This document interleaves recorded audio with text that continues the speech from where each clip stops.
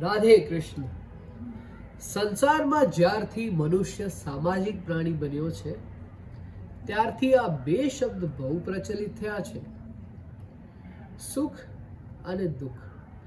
આ સુખ અને દુઃખને પ્રચલિત કરવાનું કામ પણ મનુષ્યએ પોતે કર્યું છે અને એના પછી પણ સુખ અને દુઃખની સાંસારિક વ્યાખ્યા પ્રસ્થાપિત કરવામાં અને એને સમજવામાં તે પોતે જ નિષ્ફળ રહ્યો છે. કર્મના સિદ્ધાંત મુજબ આ સુખ અને દુઃખને સમજવું ખૂબ જ સરળ છે. જો તમારું ધાર્યું થાય તો સુખ, જો તમારું ધાર્યું ન થાય તો દુઃખ.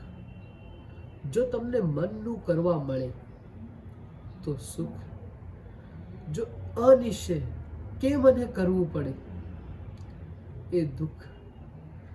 પણ ભૂલવું નહીં, જેને જે કરવાનું આવે એ જવાબદારીના સ્વીકાર સાથે અવકારી હસતા મોડે કરવામાં આવે એનું દરેક કાર્ય સુખ આપનારું બની જાય છે. રાધે કૃષ્ણ.